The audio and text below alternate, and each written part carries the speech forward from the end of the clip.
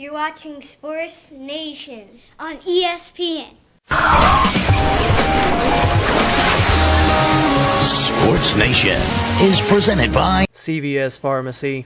Welcome to Sports Nation, everybody. We are excited to be back here. Show that is directly tied to you, our viewer audience. Yes, we are excited about this, and I am Jock Strap, and this is... I am Pat McGroin, sporting the new do. Yeah, I was going to ask you about that. You look a little bit different. You know what? Since our contract was up, I didn't have to cut my hair and look presentable. I tried some new Swagger shampoo. Those things just worked in my favor, and I figured I would not cut my hair till we did this all again. All right, so afterwards we are on our way to Great Clips. You know what? Maybe halfway in the middle of the show. That sounds good to me. All right, we'll see what happens. But we are excited now. After having a one-year hiatus, we are excited to get back into our draft preview show and bring you all the latest news about the We are looking forward to the draft tonight and wanted to kick things off with our first segment. Our first segment tonight is going to be about a hot topic that just recently came into the news. And it's going to involve 2 chickens and a doghouse. Hold on, Jock. There's breaking news to bring to our Sports Nation audience. Breaking news. Hold on, let me see. It seems our producer's talking to us. Jamie Brandenburg it's just been announced Jamie Brandenburg has been indicted for lying to Congress.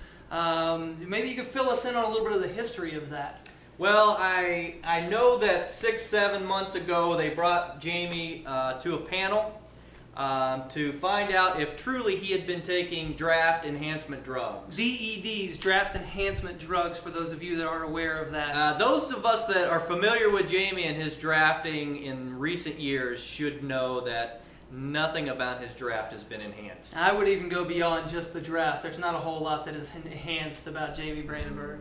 No. But it seems that I'm hearing that they're saying that they have a cup that has DNA, Jamie's DNA on it, plus some of the DED residue as well. So I don't want to know who collected residue or Jamie's DNA, but he's probably left that quite a few places. I think he may have. Yeah. So our producer's also telling us that they have already created a poll question on our website. Our very first present to the people. Let's see what the poll question is. Should Jamie Brandenburg's fantasy football championship be stripped from him? What do you think? I think Jock, I've got to preface this in the fact of the word stripped and Brandenburg in the same thought. I just want to block that out. Yeah, I don't think that I want to see anything stripped off of Jamie Brandenburg at all. So, but we have to answer the question. Let's go ahead and answer it. What do you think? Should his championship be stripped from him? You know what? I haven't really had a whole chance to think about this, but I'm going to go with no. Jamie deserves to win. If he won, it's in the past. Not sure I remember that. But. Yeah, I agree with you that it's hard to take something away that has already happened, but it's the principle of the thing. If he cheated to draft his team that particular year, then yes, I'm going to say yes. It should be stripped from him, even though that is a scary I feel sentence. the people are going to go with no. So. I think the people are going to say yes, should be stripped. They are tired of all these steroids and drugs in their sports, and they are just sick of hearing about it. Spilled over into fantasy now. Yeah. All right, Sports Nation, let's see how you voted.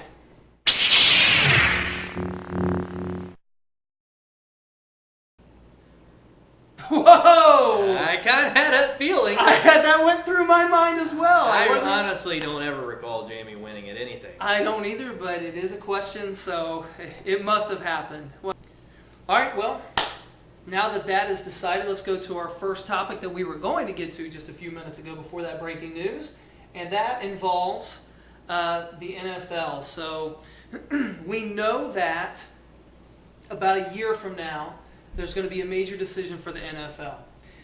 The NFL and the owners are negotiating right now with the NFL Players Association to resolve a contract to go into the future. It's on everybody's mind. Everybody's been talking about the lockout and the possibility of no football next year. I don't know if, like in the past, if there was a lockout that they would bring in scabs to play. But even if they had a group of scabs, it's going to make things very, very difficult on fantasy owners like me and you. Speaking of scabs. That's another topic altogether. So anyways, what's been going through our minds is this. If there is a lockout, what would fantasy owners turn to? I mean, What kind of video would we make? I do not know. What kind of league could we put together that would get the crew we play with involved? Well, we've had many, many discussions about this, but we've narrowed it down to two. So let's take a look here. The two that we have narrowed it down to comes to this question. What should owners play next season? Fantasy evangelism or fantasy cake decorating? It's strictly about performance in the fantasy evangelism.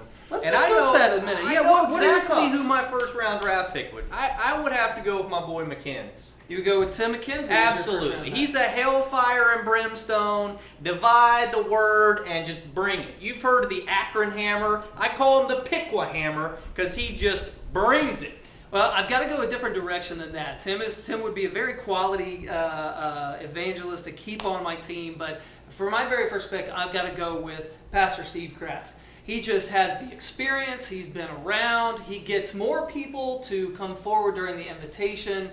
That's something that is very important for me, for the number one pick in my draft, if we were to go with fantasy evangelism. So, I mean, come on, Steve Kraft would be the way I would go in that case. My second round pick would have to be Ed Bowers. I mean, if we're talking about mission status, this guy brings it to the plate every game. I mean, he's got to be there. Ed Bowers going to Appalachia where they have less teeth than Keene does. It is on when you get to Eastern Kentucky. I totally agree with you on that. I think that either way you went with all of those, you'd be in good shape. But that's not the question. The question is fantasy evangelism or fantasy cake decorating. So, first round pick for fantasy cake decorating. Which one of these two things is more attractive to you? What do you think for first round in fact this fantasy cake decorating? I gotta go with Eddie the Cake from the Cake Boss. I mean, he is top on with the what do they call that? The fondant. Fondant. Yes. I mean, he is the fondant master. He is. I have seen him make cakes that look like just masterpieces. You would never know that it is a cake, but he's pretty expensive. I would have to go myself. A little bit more of a local flavor for me. I would definitely go with Patty Osner. Ooh, the sleeper. Yes. I never even thought of that. She's a sleeper for me if we were to go fantasy cake decorating, and I think that I could probably dominate. I'm going to be with honest. that That's first round the pick. only Osner I would ever want on my team. I understand. Well, let's get down to the nitty-gritty here. Sports Nation, which one would you choose? Fantasy evangelism or fantasy cake decorating? I'm going to start with you, Pat. Which one of those two would you prefer to play next season if there's an NFL lockout? I got nothing. Nothing at all? Nothing. I would probably go with the fantasy cake decorating just because I think I could probably get my first round draft pick to bring something to the draft. Nice. And then we could at least have some nice cake. Exactly. Your first round draft pick, the cake boss, I don't think he'd come out to Lebanon, Ohio to give us anything. He but would. Sports Nation, there's the question before you. Let's see what you decided.